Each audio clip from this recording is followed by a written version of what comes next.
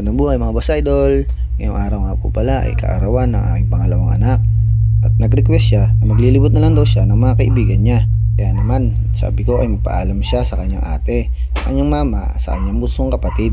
Dahil ngayon lang mangyayari sa amin to na may kaarawan na hindi magkakasama-sama ang pamilya. Kaya naman ako ay kumis na kay baby at kay Mrs. At si CJ ay kumis na rin kay nanay para kami makalis na.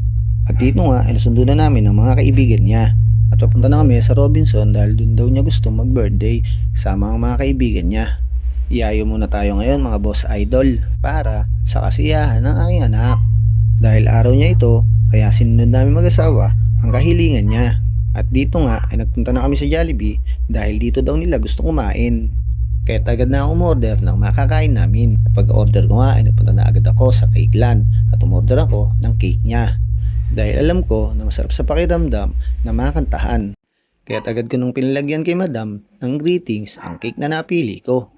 Ayan nga at nalagyan na. Kaya naman agad na akong bumalik sa Jollibee. Maraming salamat sa inyo madam. Sa uulitin. Hindi alam ng anak ko na binilang ko siya ng cake. Kaya alam ko na masusurprise siya.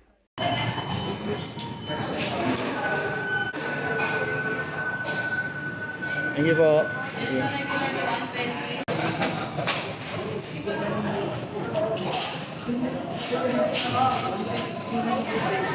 Happy birthday, kanta ka baby.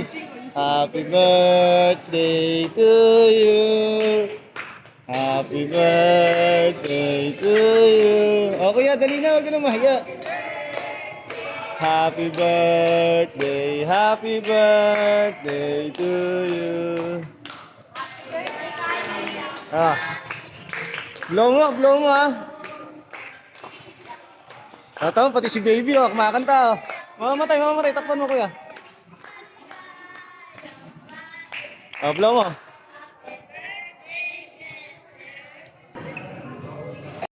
Kitang-kita ko na bakas ang kasiyahan sa mukha ng aking anak. Kahit di niya kasama ang kanyang mama at ang kanyang ate, ay alam ko ay naging masaya siya. At dito nga ay inabot ko na ang regalo ng kanyang ninang Isa, ng kanyang ninang Gisely, Tito Butchokoy, at ni Nanay. Maraming salamat po sa inyong lahat. Thank you daw po. At pagyari ko nga maiabot ang mga bigay sa kanya ay nagtakbuhan na agad sila sa World of Fun. Kaya naman nagpapalit ako ng mga token para ibigay sa kanila. Talagang para sa iyo ang araw na ito dahil na-cancel ang pasok at nagkaroon ng bagyo. Kaya alam ko na enjoy mo at sulit na sulit ang araw na ito para sa iyo. Hindi ko man na ibibigay ang lahat ng bagay para sa anak ko. Ang importante, napapahalagahan niya ang lahat ng bagay na meron siya. Ganyan naman talaga dapat dahil hindi naman lahat ng bagay ay makukuha ng hindi pinaghihirapan. At dito nga ay nagpunta sila sa Kids Studio kasama ng kanyang mga kaeskwela.